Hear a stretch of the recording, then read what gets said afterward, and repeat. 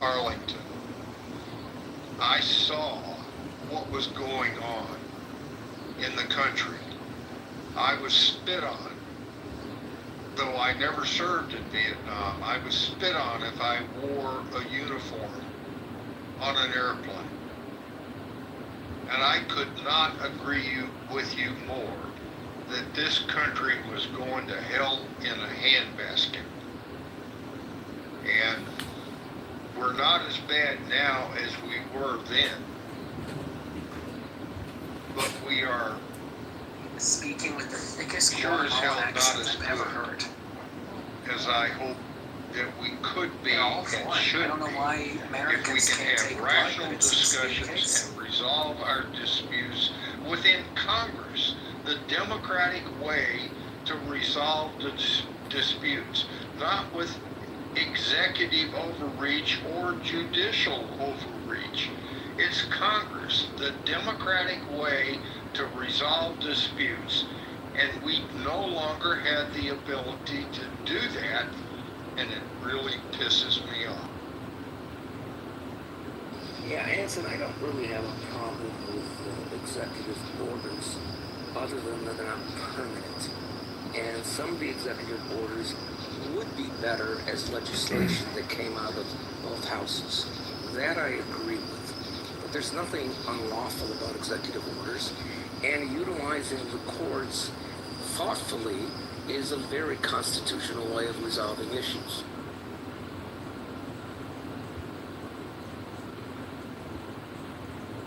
The problem is, it takes too long. The democratic process, as Churchill said, is too messy. And in today's world of unbelievable information exchange, it becomes a crisis that has to be resolved now, rather than allowing the democratic process through Congress to democratically resolve a problem, the legal problems that we have. If they could write laws that were specific to the point and fix something, rather than vague bullshit that is left to the courts to try to untangle. And the courts then become political in trying to untangle them. That's part of our problem. You know, I'm sorry.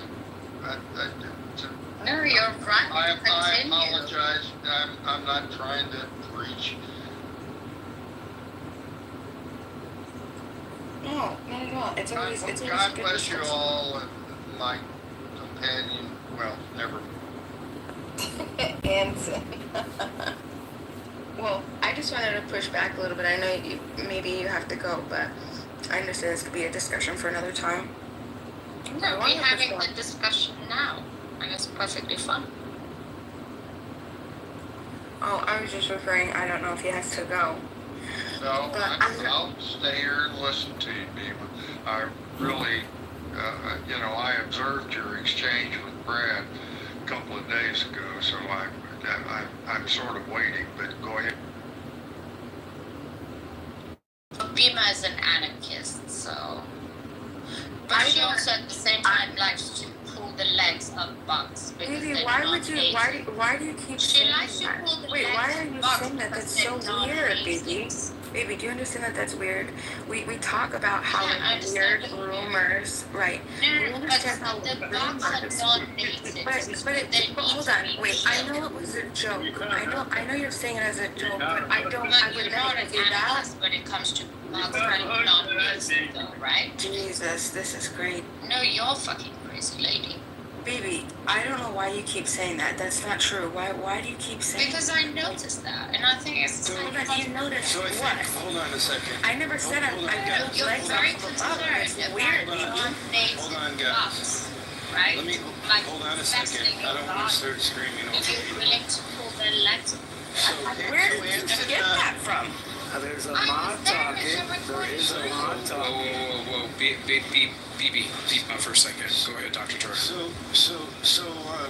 Anson and I just had a delightful discussion about engaging in in diplomatic discourse about topics that we may or may not disagree on.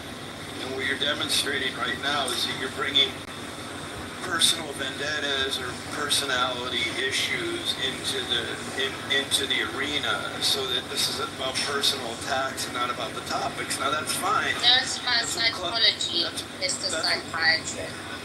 That's what, see, now calling names isn't going to be helpful either. So what I'm suggesting is that this is why Clubhouse people are drawn sometimes to the drama. And if it was just topical, maybe we would all be pretty bored. I mean, I'm not saying one is better than the other, but the question is, what kind of rooms do you want to be in?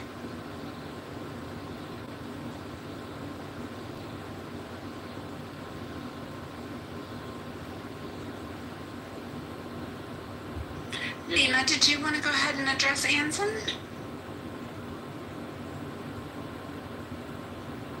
No, I'm okay.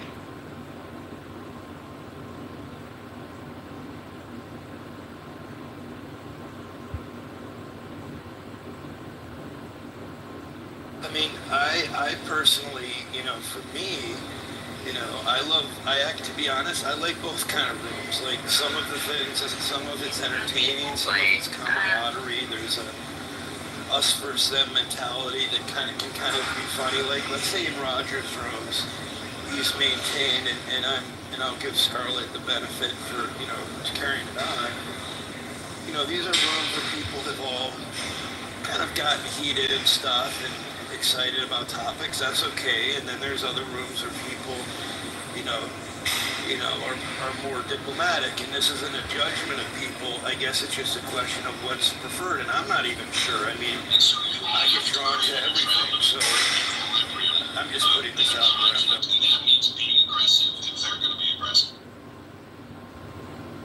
Yeah, and also, Anson, I'm not sure what the Brad comment was about, but just in case, because I don't want to assume, Brad, for whatever reason, he doesn't like me, and he hasn't liked me for a really long time. I never address anything to Brad. Brad attacks me unprovoked. You can ask pretty much anybody, and he's done this for the entire Hold on, Frank. Thank you.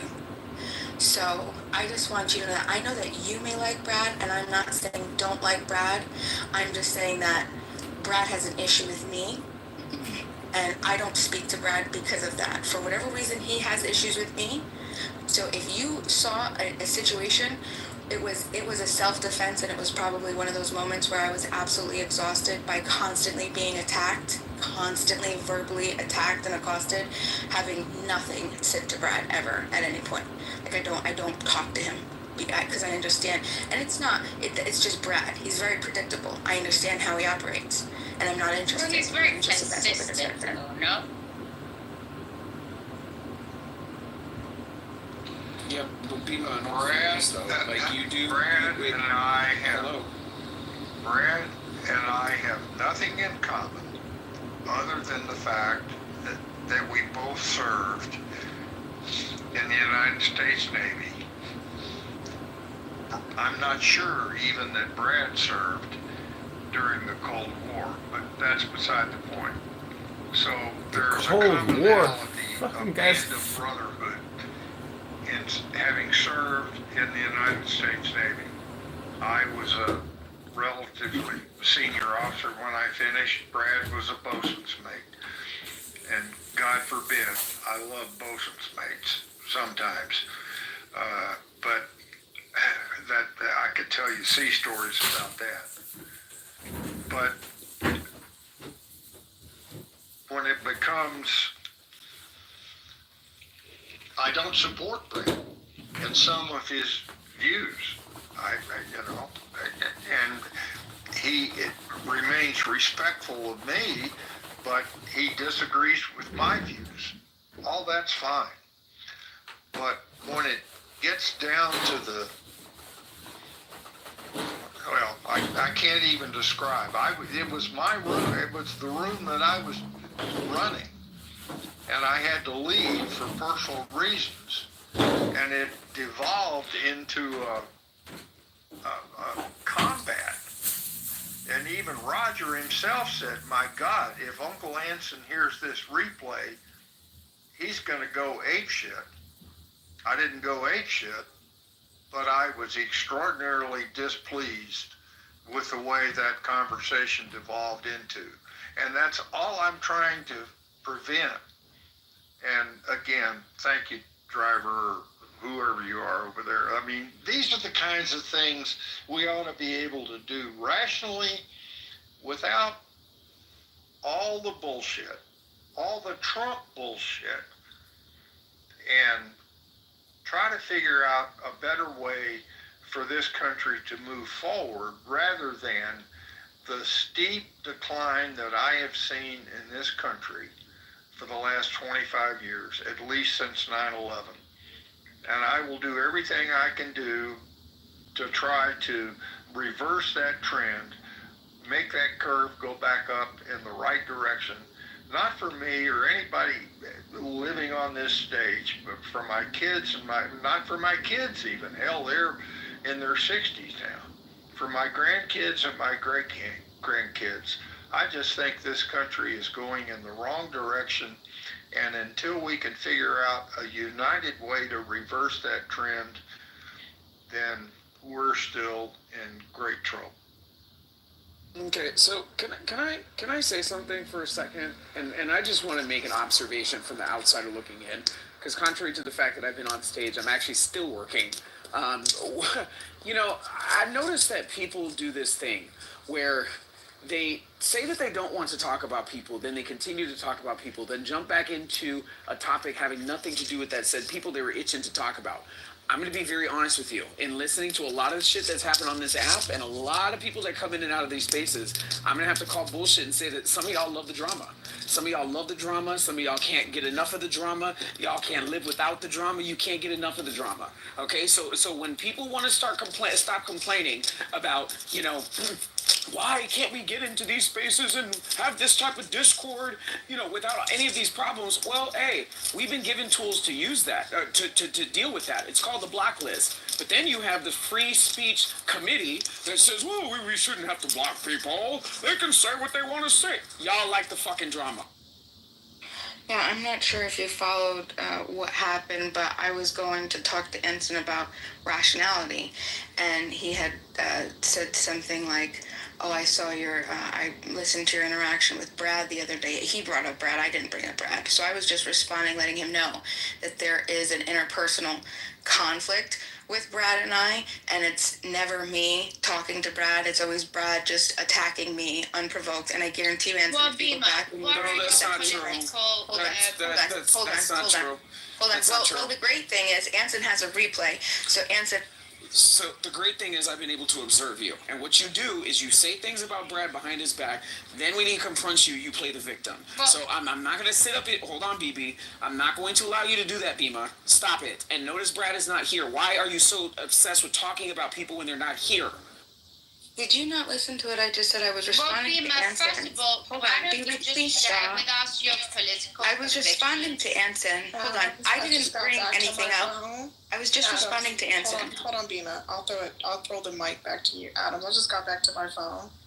Yeah. Dude, I've had these same people blocked for 5 years. So, I mean, and they, you know, I don't even want to say anything because I feel like a room will be made if I even mention, you know, anything. But, you know, my point is I've had them consistently blocked for 5 years, and they're going to stay on block. So I don't ever hear you complaining, though. Like, I never hear MG having these type of complaints because, quite frankly, I don't believe MG has these problems. But she do. Okay,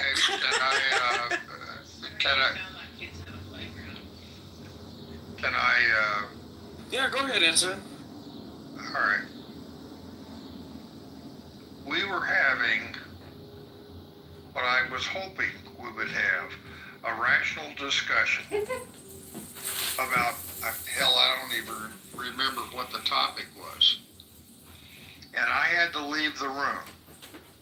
That does not mean I am some super moderator bullshit. It just means we were having a great discussion. I had to leave the room. Roger stayed there, and he sort of stayed in the background. Because I asked Roger, I would like to have a rational discussion room rather than all the bullshit. And he said, I'll help you. And that's the genesis of that room. Thank you, Roger. I appreciate that. But I did not, but at any rate, we were having a rational discussion. I thought I had to leave. And then I came back several hours later after the room closed, and the bar fight that went on in that room, I'll guarantee you, if I had been in that room, I would have I don't even know how to kick people out of the room, but I'd have kicked both of your asses out of the room because you were so far beyond what I was trying to do in the room. So I'm not going to pick a fight and say Brad was right and you were wrong. I'm going to say, Brad, forgive me, but you and Bima went so far off the rails that you would have been in front of the green table with me and it was called a captain's mast, and I would have docked your pay, docked your rank, and told you if you ever do it again, you'd be going up for a goddamn court-martial. I mean, forgive me, but both of you are wrong. Anson, you're very kind and you're very naive. But I think when it comes to Beamer, Naive? why don't you share your Stop. political Please stance? stop talking. Please stop talking about me like that. Just stop, baby. I'm done with you Why don't you tonight. I'm share done with your you tonight. political stance? Stop. Ensign, I just do believe that during discussion, and I'm curious because I love the fact that you want to have a rational discussion room. That's definitely, I've been a part of them since I've come into this room or to come into Clubhouse. That's why I was invited here. I've never had a problem outside of a very few select people, okay, and it's constantly those same select people. Now, my question to you is, if you were in that room and we were having a discussion and I had given my submission and then somebody else began a personal attack on my character, would you have stopped them at that point? Yes. Excellent. Thank you. That's all I need to know.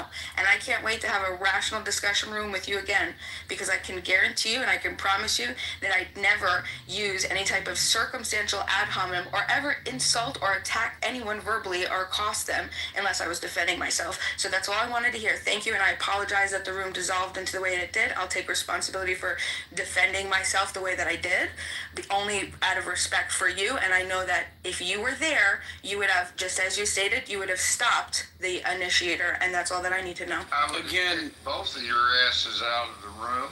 Thank you, Anson. Because again, she likes to play the victim, and I'm not trying to gang up on you, Bima, but you take this perception of least resistance when, again, you're not defending yourself when you've been attacked. You're defending yourself after somebody came at you with you flapping and running your mouth because you like to talk. And that is the reason why the man keeps coming after you. That Anson has a recording.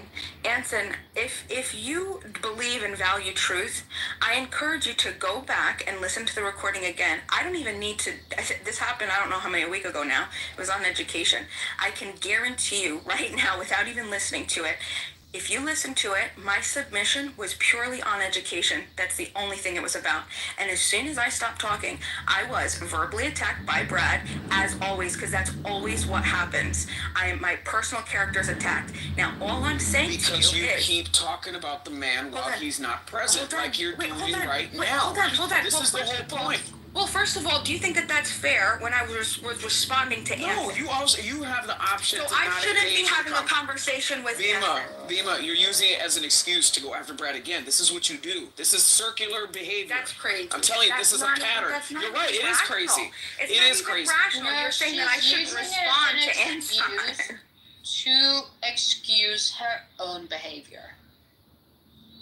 Right, okay. And we're talking about two of the biggest drama queens on this app. One, Adams, who constantly uses a big mic, came into the room the other day.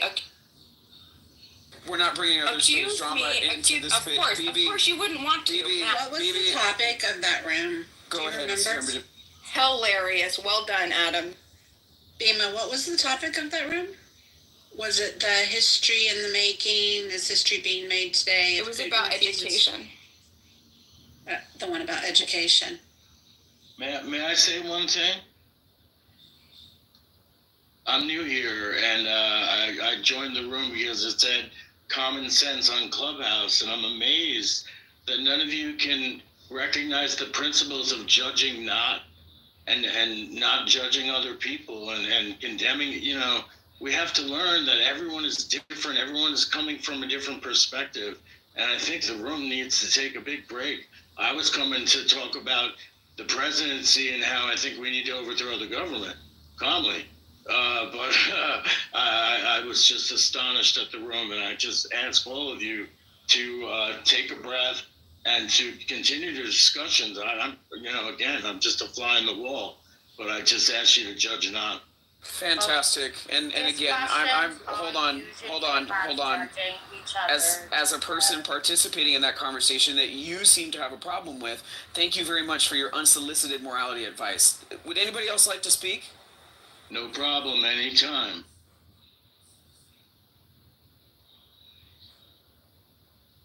We're not here to virtue signal. We're here to try and understand each other, no matter where we come from. And sometimes people come from different places with honest intentions and honest convictions, but there are also some people who come with opinions that are not that honest, and that's, I think, what is actually the disease at this point in time when it comes to politics, because in the past, as Anthony was saying, it's like, you know, you could be left, you could be right, but there was an end game, and it was about reaching some kind of consensus that was supposed to be the best overall. But today, that's kind of like a little bit blurred. That's a good point, BB. Let me ask you, do you think that it's rational to continue to tell people tonight that I've been pulling the legs off of bugs when that was never said, done, or anything? Like, can you explain how that plays into rational discussion? Do you like playing the victim? Adams, no, but you do, apparently. This is why you have to, you're the only one that's speaking. It was non-native buck, right? You're very adamant. BB, I never said that, but you made that up. You made that up, and you've been telling this. At first, I thought you were joking. It's recorded. Then you kept saying it's in my, it's, Hold it's on, both our BB, I've never even thought about doing that. This is just made up bullshit, and it's weird. It's BB, it's weird. Well, you are weird, honey. And then you said, "Oh, I'm gonna let the chicken eat it." Because I couldn't kill it. That's why. Well, everybody said I didn't say that I pulled the legs off of the bug. And I did let the bug go. I did. You were adamant it's a non-native. Right, no. Not only non-native, it has no predators, and there's a literal campaign because of the industry in the state that I'm in. It's a $7 billion industry.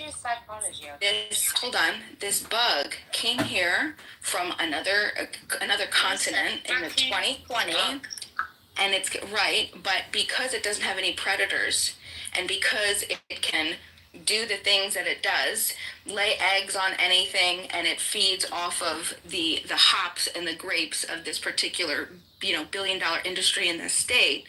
It's an invasive bug, and it's dangerous.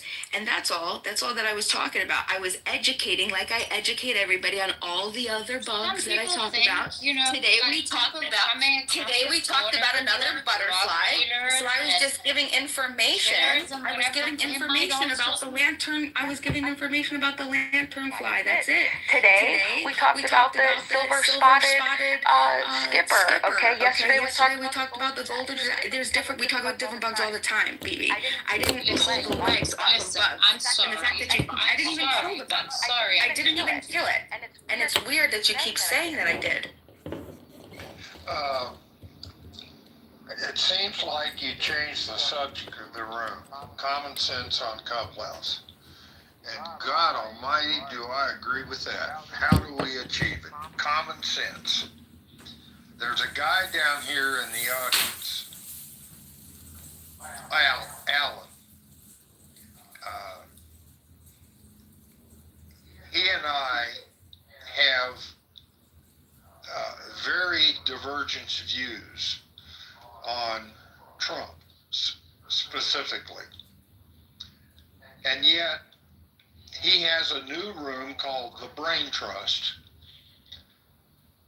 And we have rational discussions, common sense, mutual respect, even though we vehemently disagree.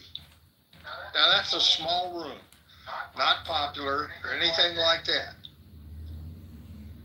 But we need more rooms like that, where Alan, who wants to impeach Trump, and of course I strongly disagree with that, but we can have rational discussions about it without all the bullshit.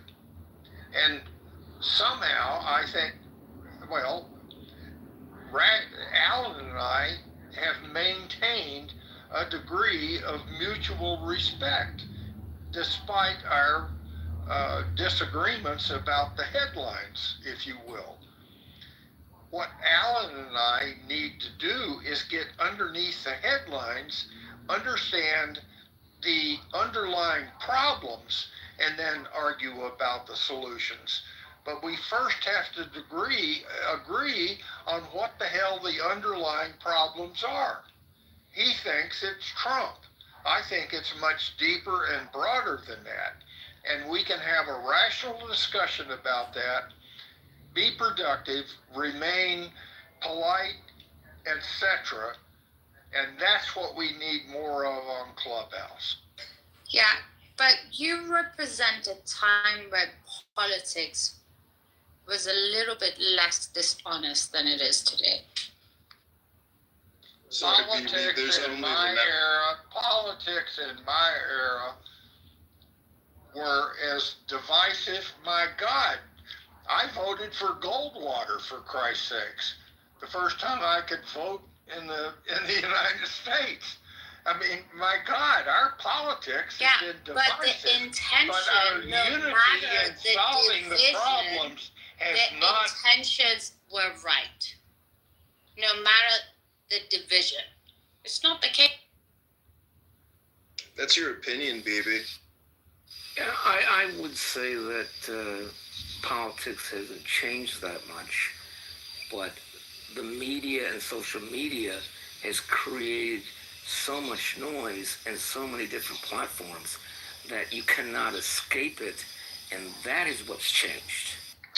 I think Bibi just said something terribly fascinating, and I wish we could just listen for a minute to why she believes that the intent of Goldwater and the intent of Trump are different. The intent of Trump is to save America, to make it great again. Well, okay, but Bibi's, I don't know. Every politician represent an era. Just like fashion, just like art, just like celebrities, just like everything else. It will always be the case. It's all interlinked. So if Trump is in power today, it's because the people who elected Trump made Trump. Right? He was a TV host. So was Hexit. This is the era we live in today. Nothing is any more different than it was. The only thing that's changed is, I don't know exactly what that is, but there's more Nothing's new dishonesty. under the sun, There is BB. less innocence. There's nothing about new things. under the sun. Everything that is has already been. there Your is opinion less just innocence sucks. about That's it, the problem. And therefore, oppositions also have to be more ruthless within the way they perceive things, the way they talk about things, the way they express things.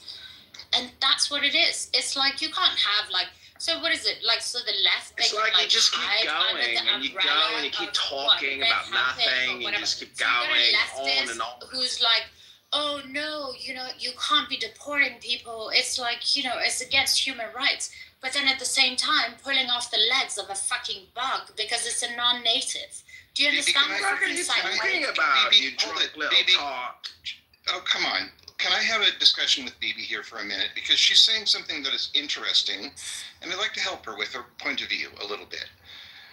If Anson mentioned the Goldwater election, now that was 1964, and in that election, television was just in its infancy, and there was a commercial that was made for that campaign, for the Goldwater campaign, that you can find on YouTube. And it was about a little girl that was in a field counting flowers, and an atom bomb was dropped on that little girl. And I'm not even sure that I've got the visual right. I'm sure Anson remembers the commercial. The point I'm trying to get to is that what is different today is the information technology that we have. In 1964, we never could have had the kind of conversation that we're having. And my brother Anson, who I deeply respect, even though I disagree with him, is from a different era. I agree with that. So am I, to some extent. But we can comment on what technologies have significantly impacted the change in generation. And I would submit to you that the technology has been a part of the American political system for at least 80 years. And it needs to be calculated into these discussions, and I'll leave it there. Thank you for not interrupting me. Yeah, but how are we disagreeing on anything you said?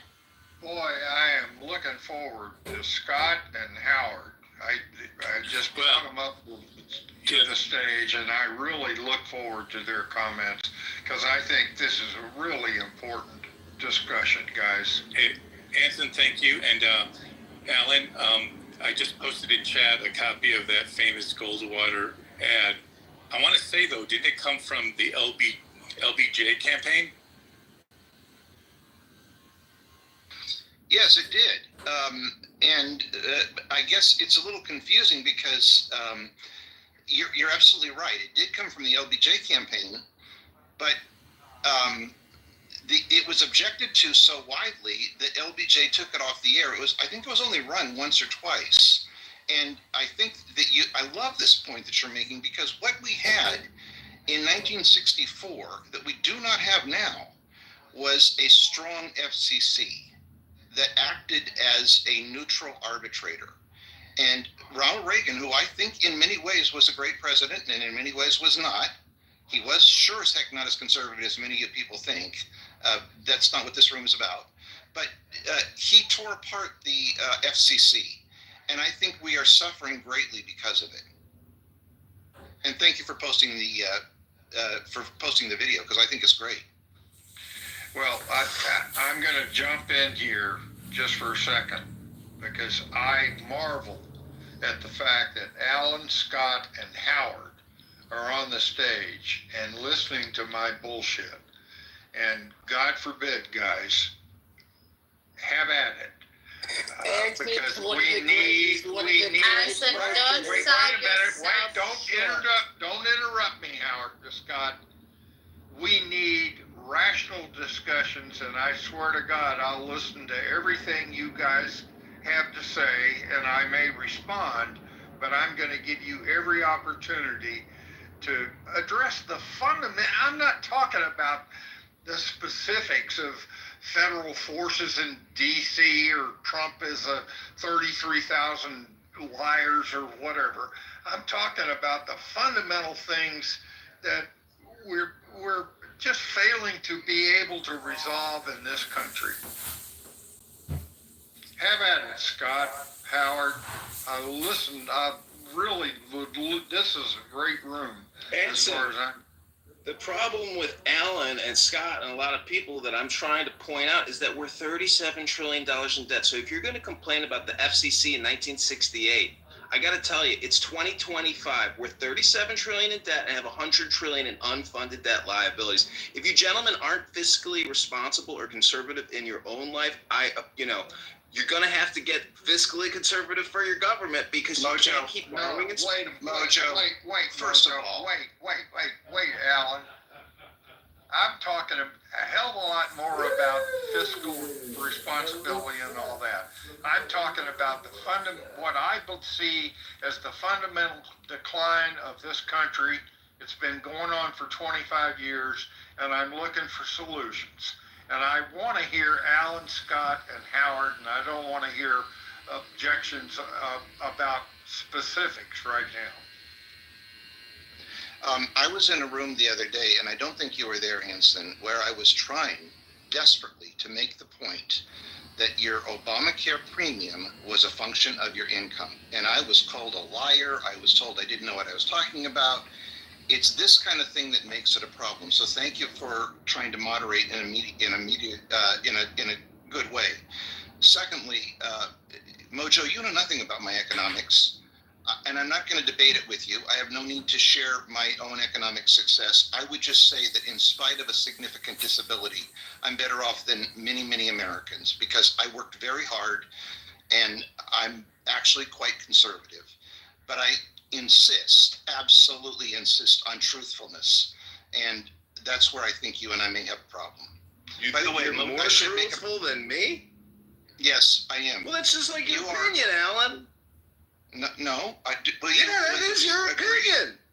Well, hold it. Mojo. Have you come into other rooms under a different name? Yeah, I've got a lot of accounts here. The point is I'm sharing information and my opinion. And I don't know why people think your opinion supersedes other people's opinions. It's just opinion. How the fuck you got away with manipulating and getting away for so long on this fucking app? Well, you can't tell me how to use the app. I use it the way I want to use it. You use it the way you want to use it, and therefore it's just your opinion that you don't like the way I use it. Because I don't know what your stand is. Like, what are you supporting? What are you? I don't know. Let's create a room tomorrow, or maybe Monday at 4 o'clock. Let's come up with a topic right now for Monday afternoon. I've done this, BB, and what I've discovered is, number one, Mojo would have voted against the big bad bill. Maybe not for the same reasons that I would have, but if he's going to run for Congress, he needs to be held accountable for what he says. Number two. Yeah, and Alan, I was placating you when I said that Congress should arrest Donald Trump. I was making fun of you, but you were too dim to understand that I was teasing. No, I wasn't too dim. I understood that you might be teasing me. Interrupting a discussion that, for some reason, I'm not even able to participate in. So you interrupting, as you always do, Mojo. Let other people speak. I want to finish the point, Mojo. I have you on record, on a recording, saying you would impeach Donald Trump, and you can't deny that. I knew what you were doing. I wasn't that dim. Thank you. Again, I was making fun of you, and it's illegal to make recordings of people on this app, Alan. Don't you know? It is not illegal. Mojo, stop. That room was recorded. You know it was recorded. All right, well, it was documented as being recorded. Look at the replay. I'm going to go listen to it and see what I said. Please hold. Okay, well, that's going to take an hour and a half, so we can go on. I'm just saying, if you've got Trump derangement syndrome, you got American derangement syndrome. Trump was voted in by the people to rectify the problem. Hanson, not to create either more throw him off or I leave. To rectify the. Okay, goodbye. I'm not running this room, so Hanson, if you can't throw him off the stage, that's rage quitting, Alan. Don't rage quit. I'm trying to mute both of you, and I don't know how to do it. Scott, Howard, have at it. when you say the decline of the 25 years or 27 years, what answer specifically, like, what decline are you talking about? Because that could mean a lot of things. I'm just... Okay. Obviously, 25 years ago, we had a balanced budget, about $1 trillion or so national debt. Look at us today. Look at our inability to successfully resolve the conflict against terrorism. Bush said it was a generational war. We're still fighting it.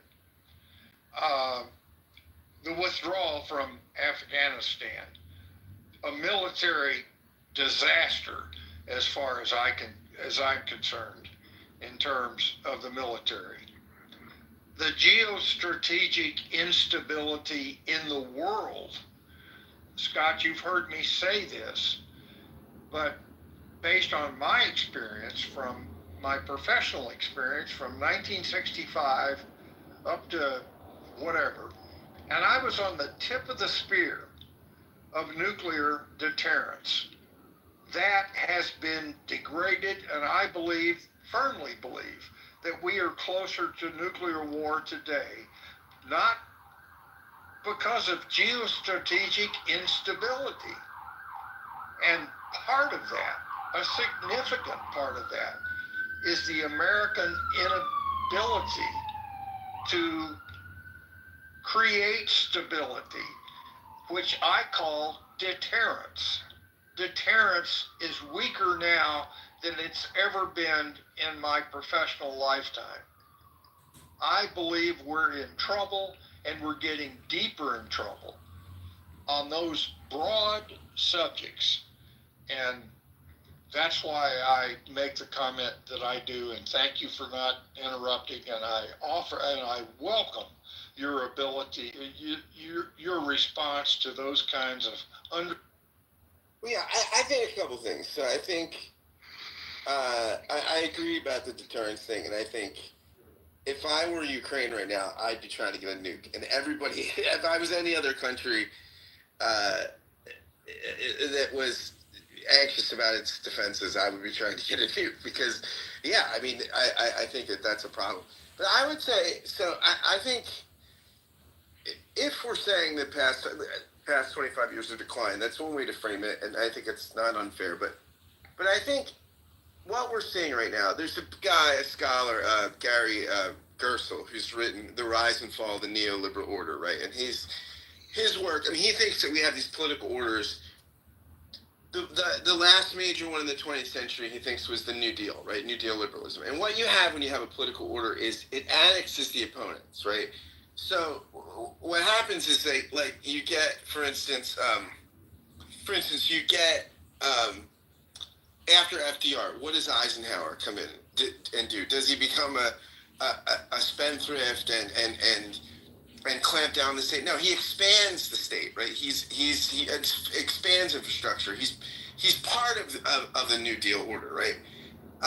So the New Deal order gives way to neoliberalism, right? Which sort of, begins on the cusp of Jimmy Carter. Reagan really brings it in. And that's where, markets are seen as superior to government. It's the area, and it includes, that's a new order because it's sort of, you look at Bill Clinton. Bill Clinton is much closer to Ronald Reagan than he is to FDR, right? I mean, that's, the era of big government is over. I mean, that sort of thing, that was the breath of victory of Reaganism, right? Clinton was really a Reaganite. So that order, the neoliberal order, is eroding.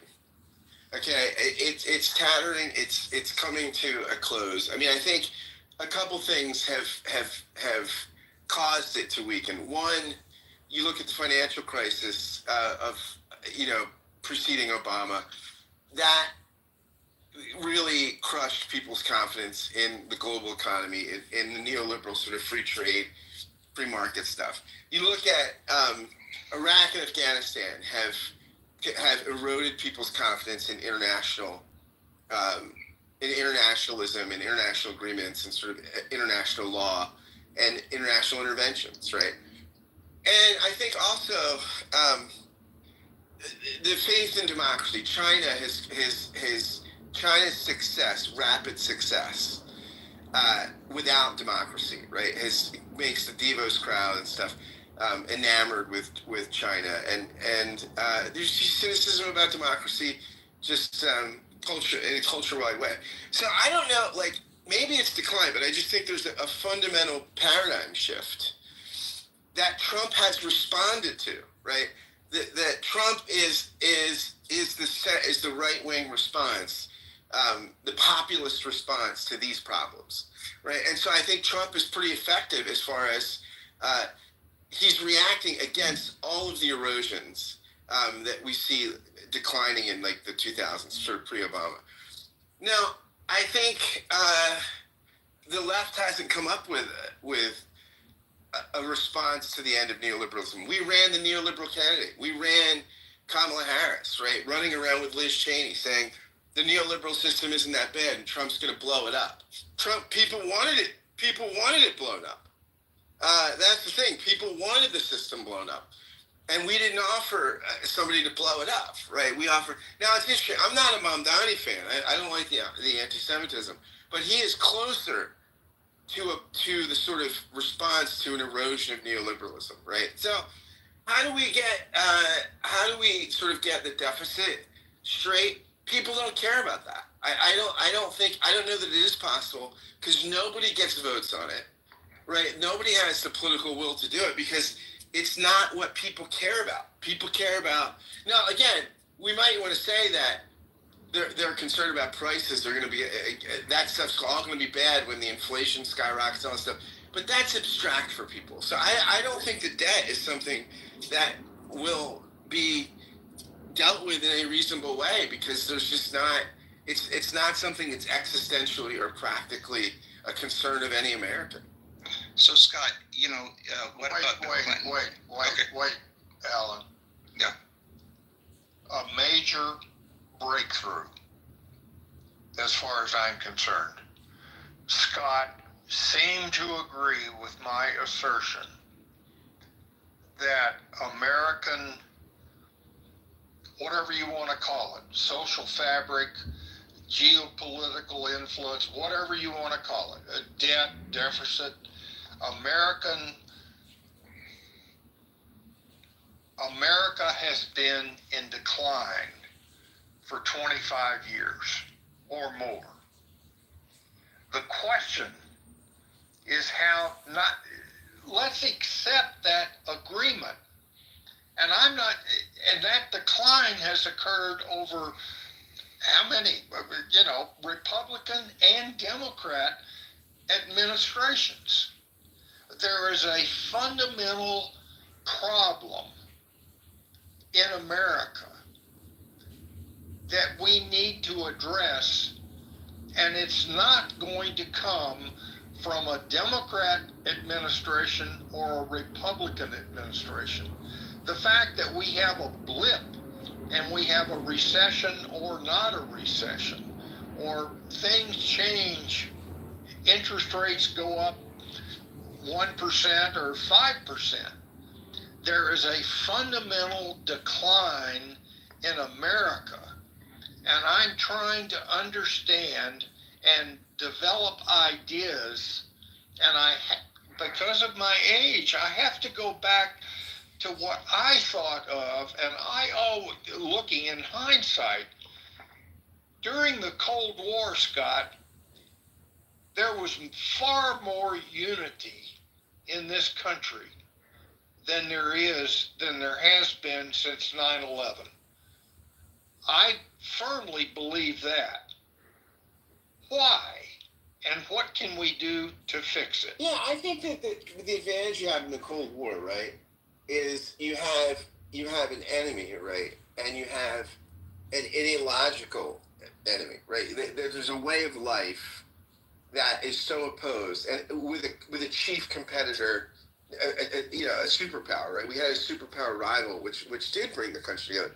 And I think there's a really The Clash of Civilizations. It's an older book, The Huntington, but it's well worth reading if you don't know it.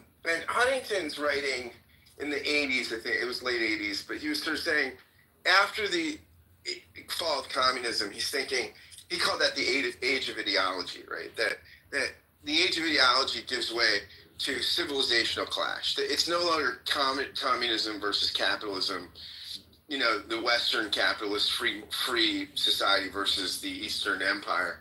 It's several different cultural regions, right? You got Eastern Orthodox Russia, you've got the Christian sort of democratic West, you've got China, you've got sort of, so he breaks into like these socio-cultural orders.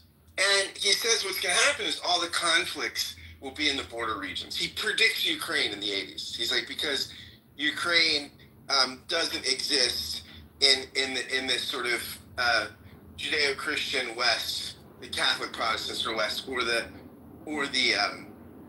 Eastern Orthodox Slavic East. It's on the border.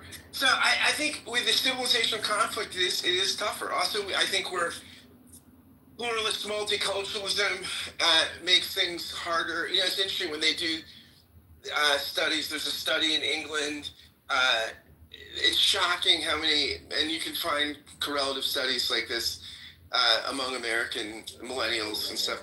It's shocking how many people don't think it's important to live in a liberal democracy, right? That there's the relativism is seeped into democratic ways of life. So all these things are real. And at the same time, our GDP is doing pretty well. Like this is the thing about decline. Like we're far surpassing growth in the rest of the world, right? I mean, this is the interesting thing about Trump's narrative sometimes, that we're this victim nation, right? That everyone's taking advantage of us.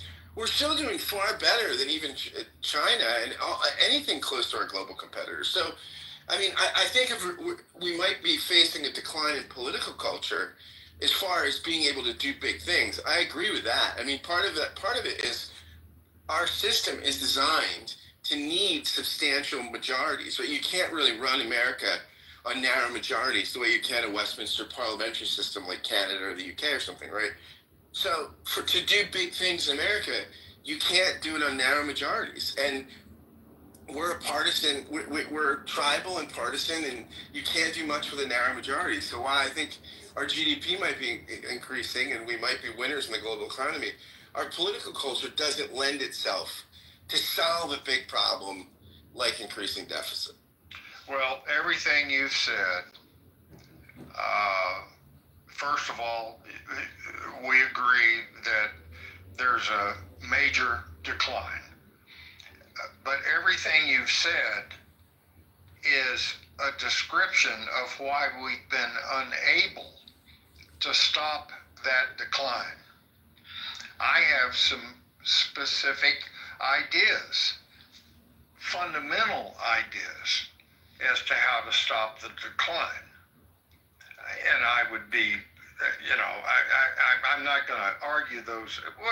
For example, I have said for over 2 decades now that the K-12 education system in America is a national security crisis. We are dumbing down America. Now, we can debate that forever, but that's a specific thing that I believe we need to fix. We need to better educate the citizens of America. I think you'd agree with that, and then we can argue about how best to do that. I believe there is a smog over our major metropolitan areas. And I don't mean environmental pollution. I mean a degradation in homelessness, graffiti, respect for law and order, crime rate, whatever. And I don't want to argue the specifics. I just make the assertion that our major metropolitan areas have gone downhill in terms of social fabric, etc., over the last 25 years. And I'm looking for solutions for that. And at least I want to agree that those are problems. And then we can debate with all the vigor you want to debate the best way to solve them. But we have to agree that they are problems and not just talk about how hard it is to fix the problems. I want to get down to specifics about what I think needs to be done to fix the problems, you think needs to be done to fix the problems, and have a rational discussion on that. And that's what I'm trying to do. Like, when you say something about urban decline, right? Like, I live in I think it's terrible. I think urban decline is terrible. Like, I live in a pretty major city, right? I live in the 6th largest city in the country, Philadelphia. I live right in the middle of it. I mean, I can walk to City Hall. That's complex because our crime is down in Philadelphia, right? Crime is down in most of the country, right? Now, so I wouldn't say, with regard to crime, Philadelphia is in drastic decline. Now, I will say we're facing a public transit crisis, and that's a mini crisis. I mean, SEPTA, which is a great public transit system in the country, is facing, Harrisburg wants to defund us. The Republicans want to cut significant spending, which would kill us, and we're facing, it's a big a lot of people are talking right now because we're facing severe service limitations, which would have economic impacts, right? I mean, people not able to get to work and to other things as easily because a lot of people in the city, depend on public transit. So that I would say is a crisis. So I just think urban life, it's complex, right? I mean, so I wouldn't say my city. With regard to drugs, yes, there's a part of the city that's Kensington, which is worldwide famous. There have been documentaries about it. So we do have an opioid crisis. So, I mean, I just think overall decline, it's tough to know. It's tough for me to comment on that unless I know what we're talking about, right? Because I think it's just a complex description, like what's going on in, say, an urban center like. Okay, Alan, go ahead. Scott and I have exchanged legitimate views back and forth. Basically, I think I heard him say that he's not very worried about the decline or the smog, as I call it, in Philadelphia. And therefore, it's not a priority that we need to address. That's a detail. Scott and I can argue about that, and I sure as hell don't live in Philadelphia. But go ahead, Alan. You want? Anson, thank you, and thank you for running an organized discussion. I really appreciate that. It's not an easy skill. Thank you. I would like to go back to what Scott was talking about, and you were talking about also, about when things were running well. And I would point to the time you were talking about in 1992 to 2000, we actually did have a balanced budget. And this is not Democrat or Republican, but the person who was president was somebody I voted against twice. And yet he was a competent president. And I think part of the reason he was a competent president is he had run a state for many years that had to have a balanced budget. And I agree. I support Bill. I like Bill Clinton. He also put a lot of cops on the street. Yeah, and I think I agree with that. Good for him. One of the real problems we have is this horrible attack on competency.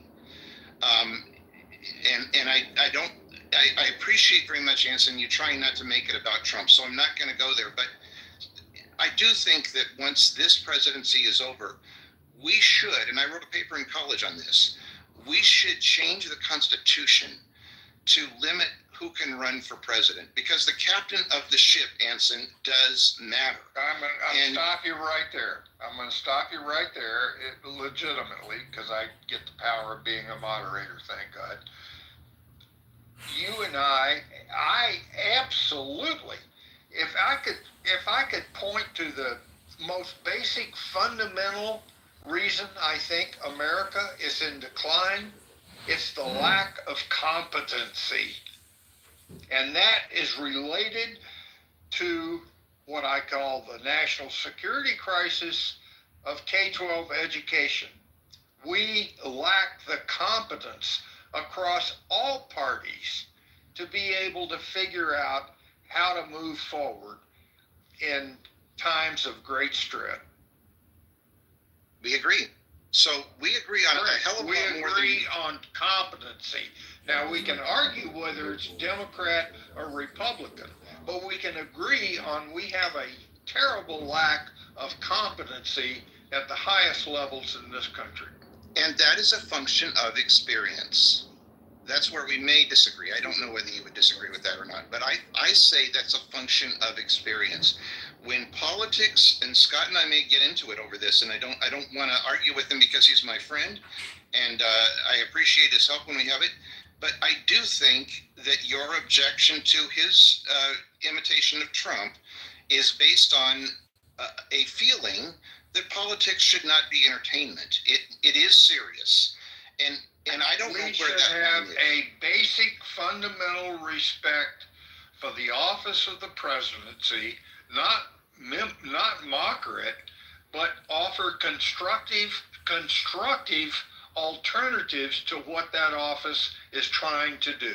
I could not mock the office any more than the occupant does.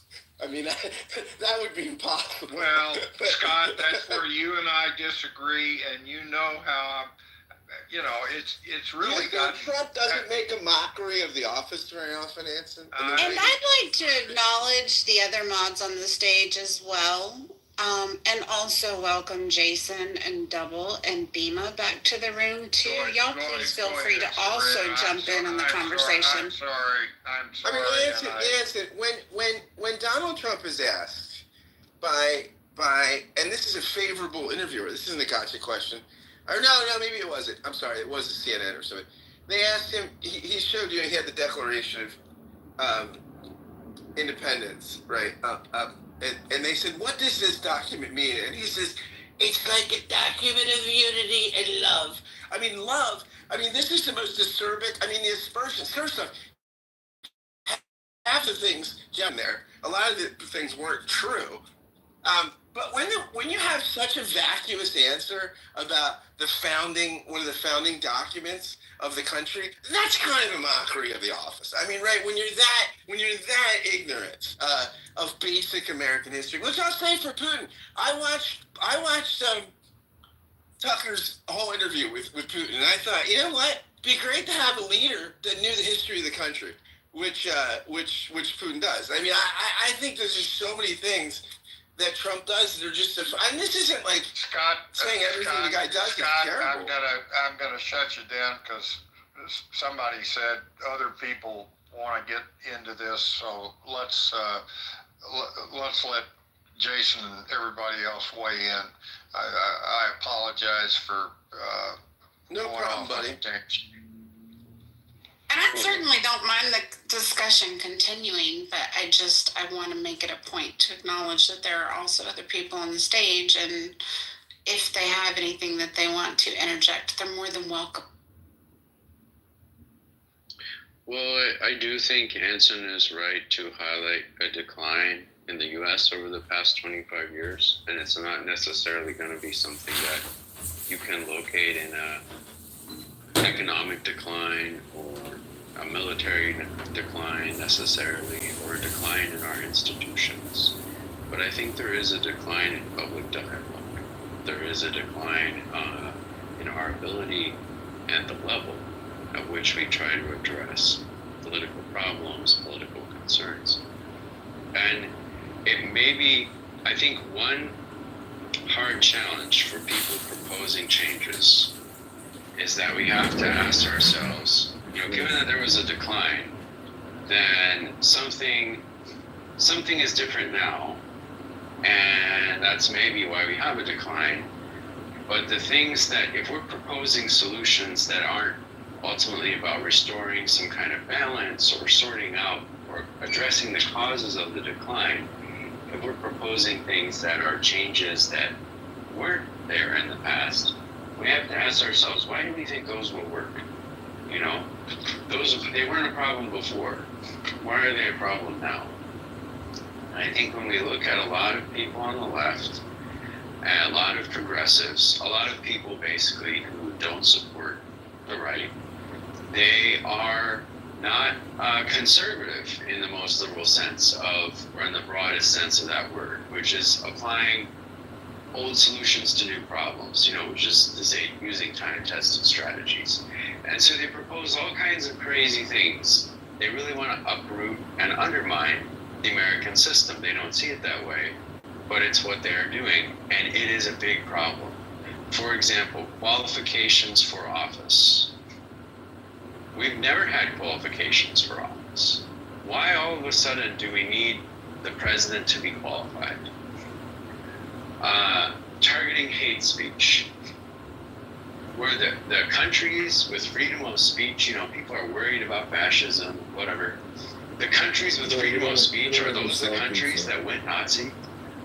Back in the 40s, the U.S. was so much better at policing speech, and that's why we didn't go Nazi. I mean, there are a lot of ideas coming from that side of the aisle that are about destroying America. They're fundamentally about destroying America. They're about destroying an open and decentralized society. And that's something we got to put an end to. And that means ultimately destroying the capacity of the government to do that. And so Trump, he is, there is a silver lining. There will be almost no federal government left, hopefully, when he's done. And no one will be able to entertain crazy ideas like this anymore. Jason, can I just ask you? I want to make sure I heard you right. You don't think there should be any qualification for someone to be the president of the United States, is that right? I don't think there's any way to argue that's the problem. It was not a problem before. But we lived in a world before that was simpler. Let me give you a classic example, and this is one I struggle with in my own thinking. Harry Truman, who is one of the presidents that I have a high degree of respect for. I didn't growing up, but the more I've read about him and the more I've studied him, that guy had a lot of courage. He did not have a college education. He was brilliant. He did not have a college education. If I were to propose a national amendment that we discuss in our country to change qualifications for president, one of them would be that they have a college degree. Another one would be that the presidency is not their first political office. So I don't want to make this about Trump specifically, but I think if your point is that we shouldn't have qualifications to be the president of the United States, other than that you're born in the United States and you're 35 years old, I just disagree with you. And we can agree to disagree. Yeah, I think this is more an example of fixating on something that probably doesn't explain the decline, because it was true before the decline as well as after. And there are a lot of things that progressives want to do to make America better that are of that character, where it's like, well, I can give you a long list, so I won't. I'll just talk about those two because I think we've both seen them on here. Or the Electoral College is a third one, right? I mean, if America is in decline because of the Electoral College, that decline probably started a long, long time ago, right? And the same thing, qualifications for office, lack of controls of hate speech. I mean, the U.S. hasn't had these things ever. So if these are the cause of the problem, I mean, it doesn't make sense. It's like, well, I mean, lack of qualification for the presidential office, that's like 200 years old. It took 200 years before the decline set in. I don't think that's what it is. So it's not targeted. And if it's not targeted, then it's like just, I don't know, just treating the public policy like a laboratory or something, Okay, well, we'll agree to disagree on that one. Thank you. Oh, and Anson, just before I close my mic, I don't ever want to argue with you about whether we're in decline. I think Scott and I would agree with you. I think the other day in the room, nobody disagreed with you. So we don't have to establish that point. The question is what to do about it. Thank you.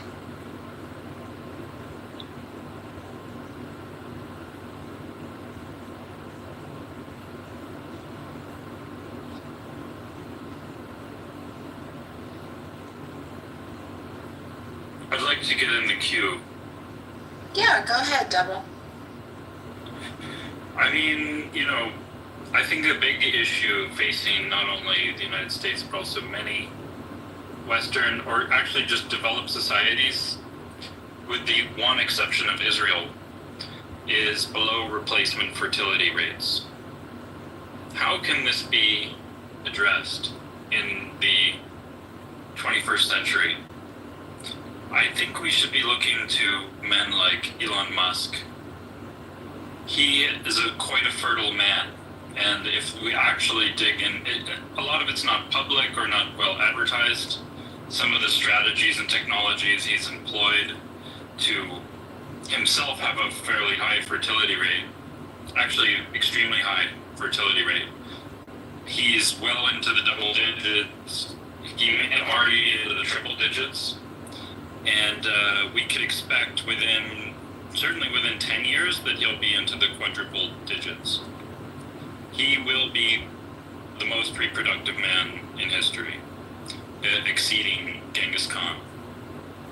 And so I think we should sit with that. People are laughing, but we should sit with that and we should think about what is he doing correctly that the rest of us are not even thinking about. At the moment, he's unable to be public about it because it would compromise too many of his business interests and political interests. But we should all be thinking about what strategies we can employ in our personal lives, or what strategies that the larger society should be perhaps encouraging and subsidizing. I'll leave it there. So let me take this one. Wait. Go ahead. Let me double. I'm reading a book right now. Just got it out of the library. These Strange New Minds. It's how AI learned to talk and what it means. It's the poor family and everyone's mourning that. Oh my gosh, if somebody in Detroit guys are going on, it's like, drugs are so bad. Oh my god, it's just another drug industry, But it was actually the same, thing. But it's just and it also made the point. It's just viewed differently. It's viewed as it was only you're 11 sympathetic, and years the family gets, poor things, and same with addiction too. Actually, people. So I never thought, sure Jimmy, you were saying at the beginning, you have a friend. Is I never caused celebrity of the decline of the social fabric of the world. For that Respectfully, Ensign, I don't think you've properly looked at the demographic data. I'm just quoting a book by a pretty good author, so maybe I'm wrong. But world population has gone up at a hell of a rate. Yeah. So I'm not sure. So it sounds like it's going to be a boring group anyways. Solution to our world even. I don't know why he recycles topics. Yeah, He can't so I agree.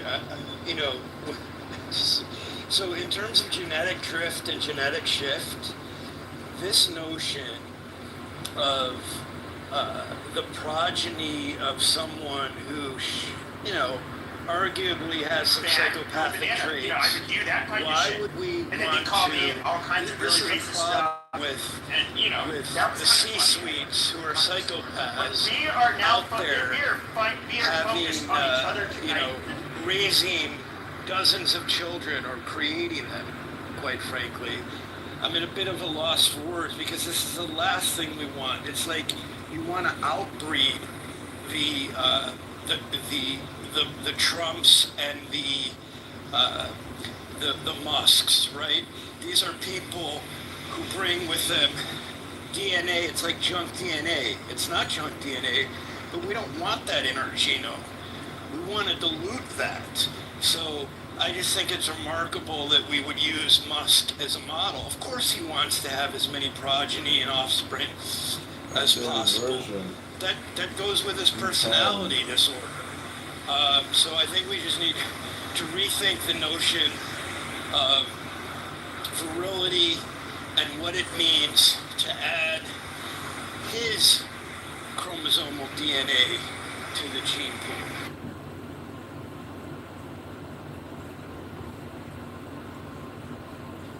Yeah, Double, your strategy is really flawed. First of all, you chose an unsympathetic example. There are much better ways to discuss the importance of below replacement TFR in many communities besides referencing a hated and outlier figure. Second of all, You didn't really respond to Anson's question, which is actually much more interesting than what to do about Elon Musk or how we're different from Elon Musk. No one is going to be like Elon Musk. So it's a big failure, and you really should work with me to go over some of the advanced interviewing techniques. I would be happy to provide consulting.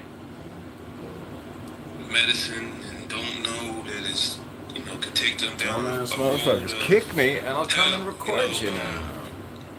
I don't know the correct answer for this stuff here. It's sad, but unfortunately. Nafis, may I ask you 2 questions real quick? Sure. So when you mentioned Philadelphia, is that the area where they had that like trank drug like epidemic over there where people are zombies? Yeah.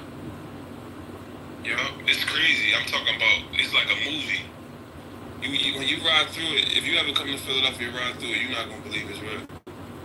Like really crazy. Bro, I seen videos of that, and that's literally The Walking Dead. It's so random that it's just in Philadelphia. Like, why Philadelphia? That's what I always say. I always say that the mayor trying to clean it up. She had a thing where she was locking people up if they stayed on a certain, like for loitering. But it just always come right back. Mayor come in, try to clean it up, it just goes right back. I don't know if it's something over the clouds right there. I don't know what it is, but I wish I could. Well, it's just random, I guess. If you don't hear about it anywhere else. I ain't gonna lie, it's the same thing in San Francisco where I grew up though. I mean, Tenderloin District as well as Western Addition. I grew up living on my apartment building was right on top of Police. Cino's gonna hit. What's up, gang? Gang, what's up? What the fuck you say, gang? Fuck you, motherfucker. Yeah. Hey fam, you gotta watch your mouth. He'll be right back real quick and in a hurry. He's gonna be removed. Oh, Cino. He's a loyal friend. He's a nice guy. Bree, you can't choose a side, Bree. What the fuck? You're in that cockroach's spaces? This isn't a place for fence sitters. You need to stand on your square. You can't be in his rooms. Like, what the fuck? He's gonna turn on you one day, Bree. Hey, he's scared of me. He kicked me out, man. They kicked me out. What did you say when you got in there? I said, you better not be fucking with my peoples. He said, who was your peoples? I said, Pepe. And then he kicked me out. Didn't I tell you Ed would be back the minute Cino came back? Who's Ed, Cino? He was over there too. Yeah, when they let me up, they let him up too. Yeah. So he probably a part of their shit. But he cool. Let him stay. He ain't said nothing. He did nothing. Yeah, he's all right. I was just wondering. We gotta slaughter the tribe. We gotta leave one alive to go back and tell them what we did. That's who Ed is. You know what's funny is that a lot of there's people in here that would be in his audience, but I'm taking his audience and I'm taking that mental midgets, people that would be in his room that would make him happy. I'm making him the content. Oh, the war on drugs. Who did it affect more? Don't care. But I do care that you're lying, JB, and that you're still on this app. Shouldn't be on this app anymore. I get the argument they're trying to make, but let's face the facts. War on drugs affect a lot of people. Yeah, but I don't want to talk about the war on drugs. I want to talk about a baby. He looks like a fucking crack baby, and he has crack baby veneers. I didn't know he was that.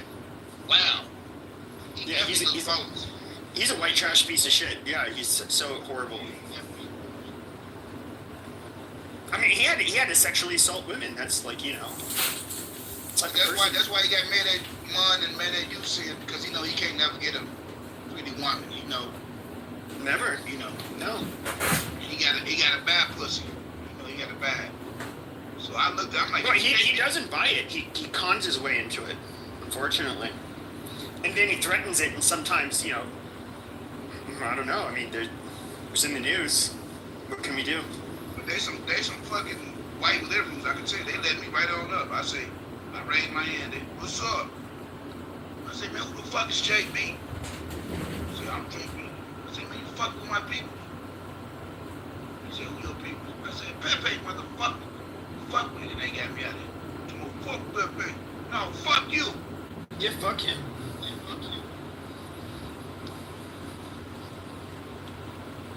It'd be cool. Like if I lived in New York City, I would say like let's go on IG Live. You know, I just walk up in front of his place, and like this would be the funny part. It's like, hey, buddy, let's have a talk in person. And then I could just put my arm around him, his shoulder, and say, hey guys. I can have the phone out. It's like, hey, so let's see if he's gonna say this shit in real life. He wouldn't do it. Like I can already read that. That weasel is such a fucking. Yeah, okay, Motosker He's not Mr. Tough Guy, but it'd be funny R2. Are because you it'd be an projecting? example. Wasting your It's time, like he's putting that in somebody the I chat? think is so Maybe transparent, you're Dr. to read. Adams or Matt. Yeah, I would just fuck with him. Maybe but- you're a See, I don't loser. go on this app acting You like got a big John tough Kitover guy, so, derangement syndrome. Dude, And even you're in a compared John to, like, Kitover 15 struggle years ago, we're not the session. same It just, person. oh, it I mean, makes like, you you get so older, I'm angry. nearly as fucking fast. Oh, I'm running for Congress. Like a Oh, lot of I'm things so I can angry. rely on to like physically defend myself, like that starts to go away. And you know, I'm not somebody who has like of course a lot of the brothers on this app would probably say like, yeah, you know, I got killers in the streets or whatever, but like no they don't. No, stop that. Some guys who flex like that. But Pepe, you know brothers like me and like Tommy, you know we not like that. No, not you. I'm saying they exist though. Like you get Yeah, they some. do exist. I'm not gonna deny that. They exist. They do. Yeah. But I got a question for you though, Pepe. Okay, let's get off the black man. Let's get on the white man. Okay. Word. Why do I always hear? And this is what frustrates me about the white man. Y'all supposed to be so powerful and so much colonizing. You coming for my whole boy? Oh, no, come and bring it. Sure you know where I live. If you roll up, make sure you come strapped. Be sure to shoot straight. They're such aren't they such sneaky people? I mean, we have to do something about it. You know, they're masters at debating and lots of stuff. And so you know, they're very formidable enemy. You know, they're very very quick-witted. That's just something you have to deal with. You know. They're natural debaters and arguers. If I ask you right now, Pepe, I'd be like, how would you solve the black problem in the NC? Oh, you know where I live? You're gonna come to my mom's basement? I'm drinking Miller High Life and smoking some weed. Do you want some? I can't answer either question because I would lose the clubhouse. Are you part of the John Kitover derangement syndrome cheerleading squad? No, I'm just kidding. This is about a moron in Phoenix, Arizona with brain damage from being a boxer. He's a racist, bigot, white supremacist, midget frog. And I think he's funny. I like him. I think he's funny. But the point is, you know, we're here to roast people. And we're not here to be nice about it. We're here to cook. And Pepe is, you know, if we were to, I'd have to look up the recipes for cooking frog, but what I'm trying to say is, I don't need to look up the recipes because Pepe will cook himself. He's self-roasting right now. Here we go. Oh, because he's a piece of shit. He's a degenerate. And he's a liar and he's causing drama. So Also, everything that Pepe says is projection. Everything. I feel like, you know, the other day I was talking shit, I was a little drunk. But now I go into the room he's in, and the poll is, who did the war on drugs affect the most? He's getting into, like, these, like, retarded, like, conversations that I feel like the super pro-black people are always in on. It's so fucking weird. Like, I get he's a New York wigger and whatnot, but... No. Black person kiss ass. He's an igger. He's a wannabe. And if that is you, Matt Cole, I just want to let you know that you talk really slow, Matt. You're a very slow talker, and I'm pretty sure Clubhouse turns out to be Monica. Monica is the biggest fucking MAGA on this app, and I love it. Bigger than Ann, bigger than ever. And Ann and her had a falling out, so it's like, what does that tell you? It's like, even if you're unified, on the president or on politics, you can still have a personal falling out because you yourself are too emotionally immature to reconcile with other people and depolarize from conflict. He grew up in those streets. You could say I have the same problem, but I don't know. If people attack me, I attack back. And that's how I basically go clear. If somebody libels or slanders me, I will put them on legal notice and walk away. And that's the end of it. And then it's a them problem, not a me problem. Because anybody can quickly slander you. But the fact that I record everything that I listen to, like if you're slandering me, I'm recording you slandering me. So be careful what you say to me. Otherwise, you will suffer repercussions. Fucking slob, eating pasta, doing whatever, watching, sports. You're already on legal notice. I just screenshotted this and sent it to my law firm. We know exactly where you live, and we're ready to serve you on Monday. Just a fat, greasy wump. I mean, I would rather be one of those people than be him any day of the week. At least they have a place to call home. At least they probably, the difference also is even let's just say they were in the mafia. Now, my grandfather, there's no guineas in my family. Now, both my grandmother and my grandfather on my dad's side grew up in the north end of Boston, which was primarily Italian. The French Canadians didn't have a part of town in Boston, but you had the Irish in the south. Now, it was you may want to delete your chat. I bet you anything you're a pussy and you'll delete what you've written in this chat. You'll just clean it right up because you're like, you know what? When he ends this live, my chats are going to be a part of this video forever. So I bet you anything you're a pussy and you delete all your chat. I'll bet you $10 that by the time I end this live, your pussy ass is going to delete every little big word you put in there because you're stupid and I'm trying to help you. You'll see. I'm sure you'll delete it. It'd be a smart thing to do. Maybe you're too stupid. I don't know. Maybe you'll say more stupid shit. Get yourself in trouble saying stupid shit on the internet. Well, even then they'd fuck you up in jail, so you can't really get away from it. But moral of the story is that if you kind of just not involved in their life, you don't really, they weren't that you didn't really have to worry about them. No, I understand. They did extort legitimate business owners and that kind of shit. I don't try to make these fat wops to be saints or anything. But what you could, you see, somebody like Jay Breska, being the sleazy piece of shit he is, he knows that if he would have done that to one of their fucking daughters or a girl in the fucking neighborhood even, those guineas would have taken that skinny fucking Polak. They would have beat him within an inch of his life, even if they. See, it's not satire, stupid. I'm running for Congress, and what you just did is libel and slander, and now I've screenshotted it and recorded it, and now we will be suing you. So. He's a lowlife. Good job on that. Is that how you spend your Saturday nights usually? Getting yourself in trouble? Well, probably. And this is just Probably. gangs in general. Even with whites, outlaw motorcycle clubs are generally going to be something I would say probably the most prominent. With whites, I mean, you have to be a the fuck do you call it, prospect for I don't know, a year or two, and they're going to test you. They're going to test your character. A fucking sleazebag like him, he can't do that.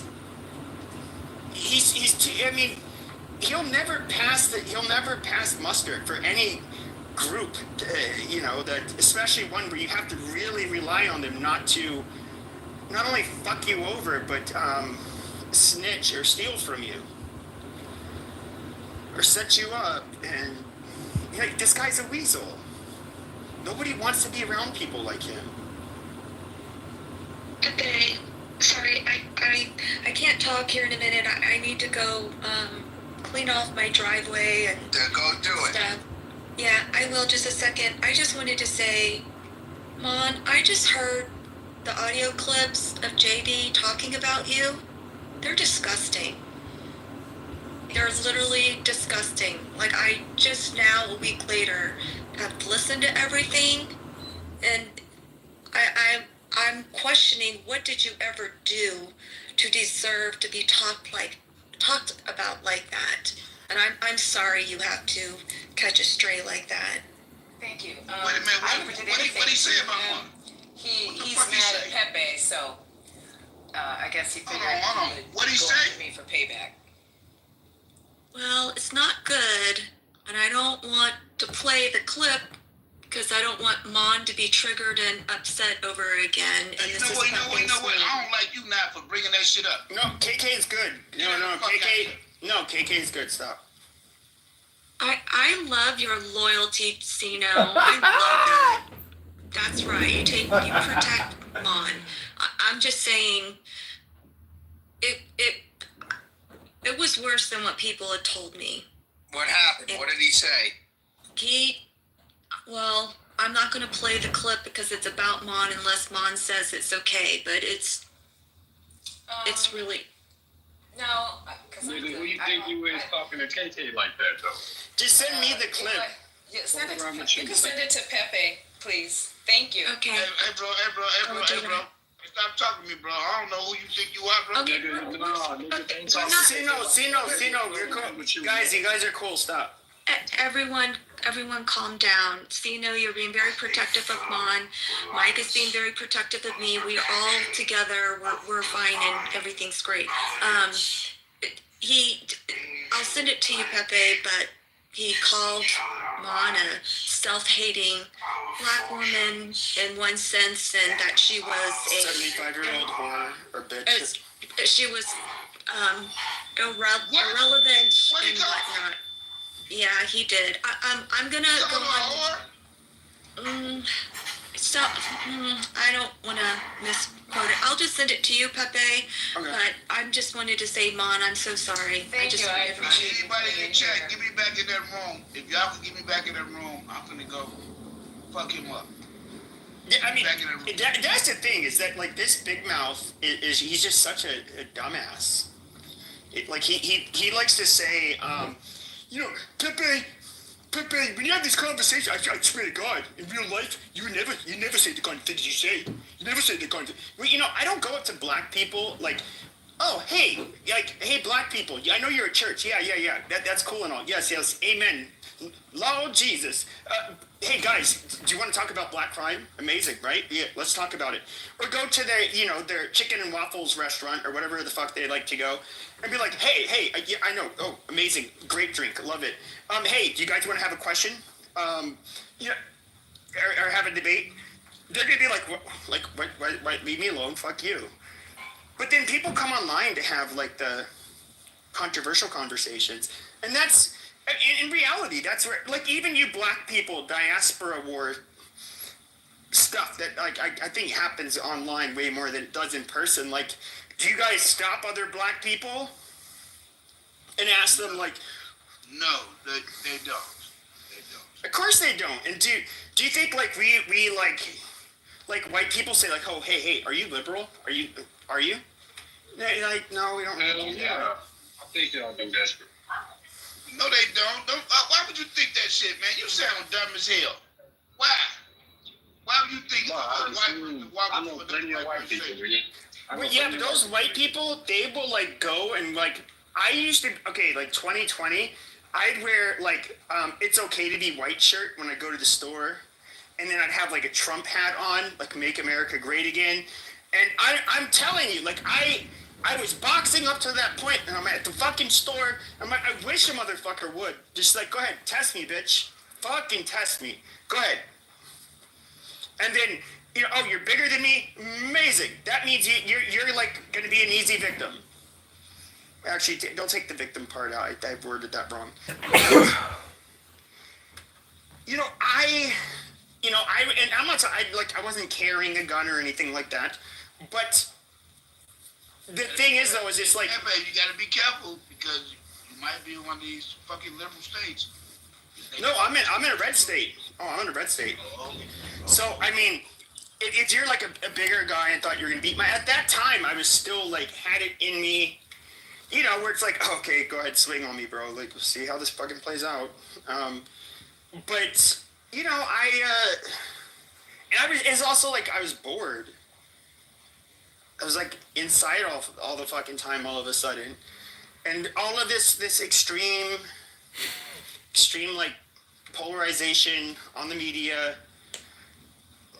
You know, yeah, I was just waiting for a motherfucker to do something. But the only thing that ever happened, not one person called me out wearing, and I did this dozens of times. It's okay to be white. Red MAGA hat. And you know the only thing that happened is people would say, yo, from like even far away, and to be like, bro, and then they'd give a thumbs up, or like cashiers would be like, dude, I like your shirt. I just had an epiphany. Hold on, brother. I just had an epiphany. Maybe more of these liberal states, like Chicago, we should have more concealed carry around. Maybe these motherfuckers wouldn't act up the way they act up. If you know a motherfucker is holding, you ain't gonna try. You ain't gonna try him. Obviously. Oh, I just had an epiphany. You know what? You right, Pepe.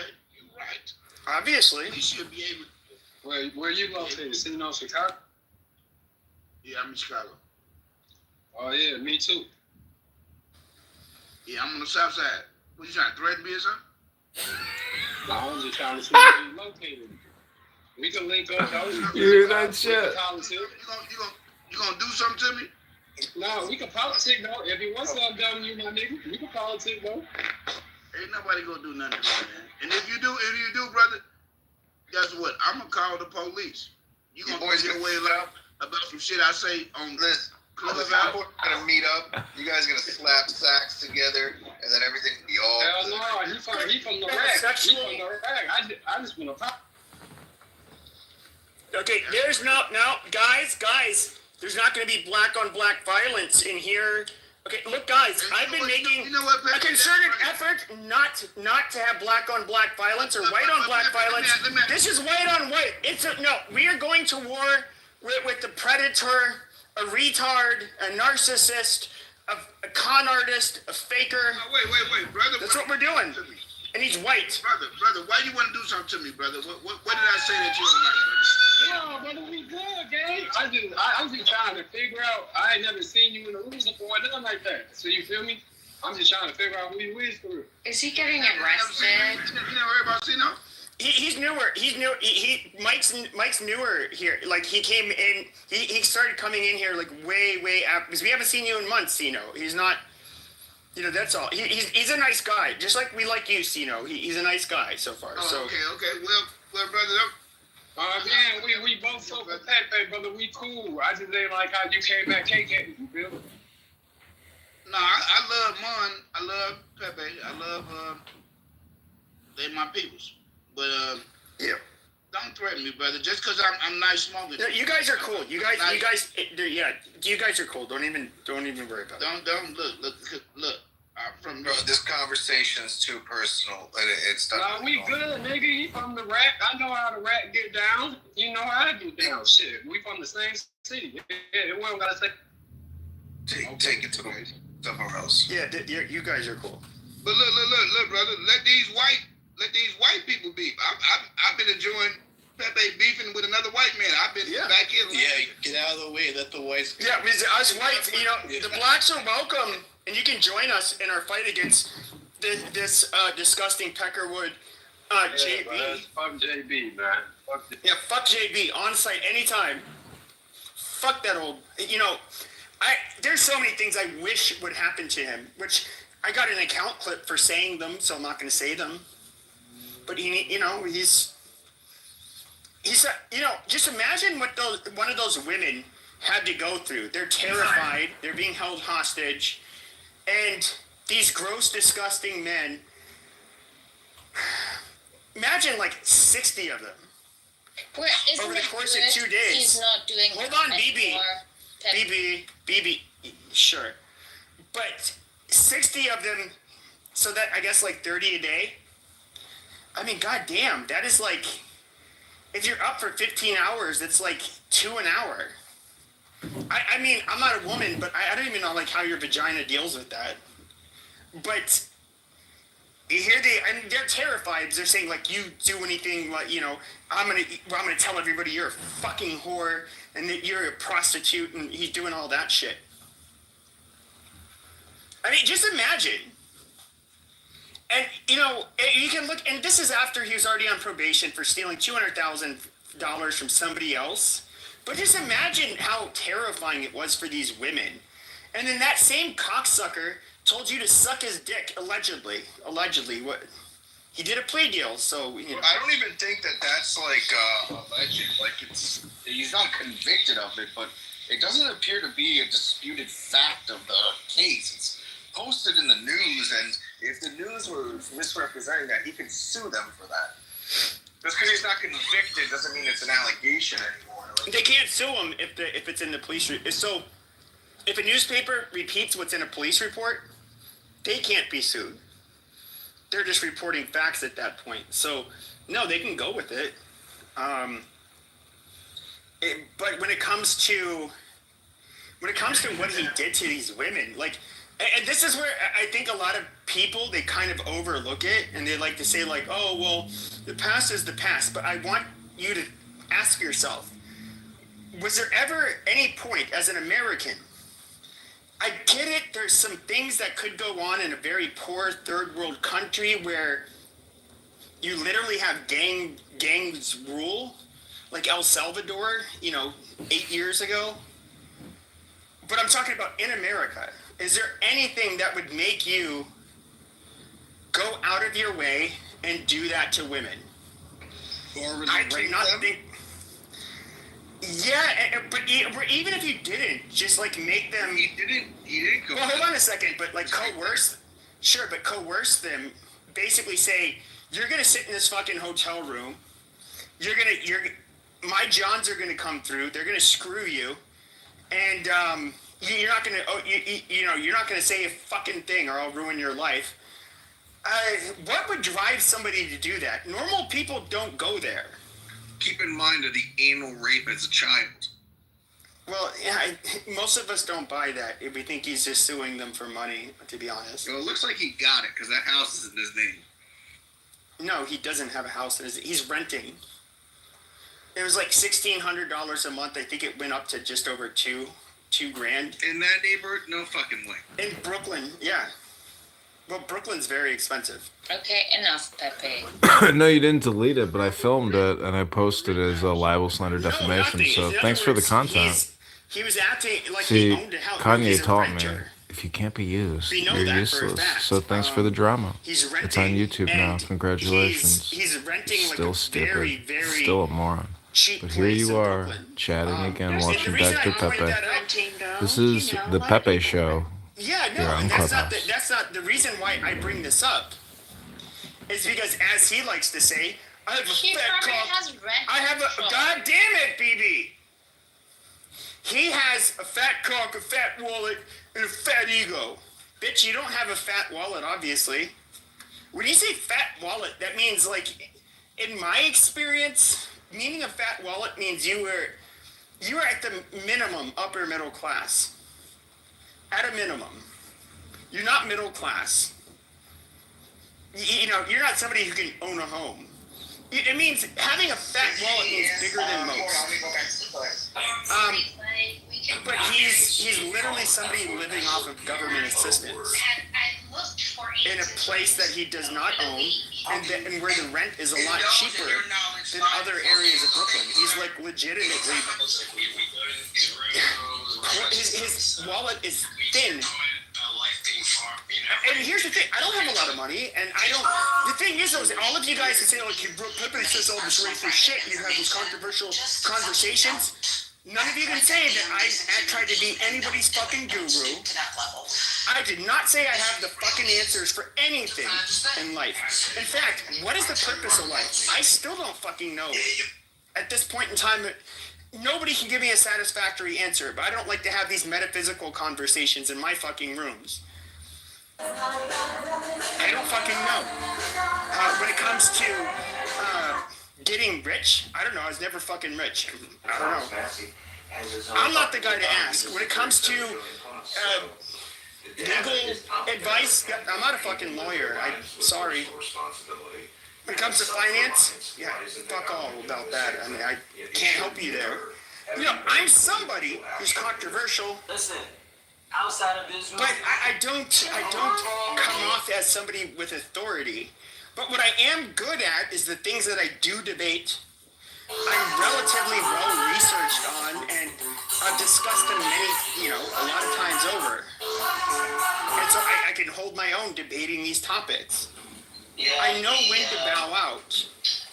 I know when to not even fucking engage. I love how America does this. Now, a lot of these fucking retards on here, you had all of these, like in 2000 or 2020, how many of these people were fucking self-help gurus or life coaches or whatever gay fucking shit? These were con men.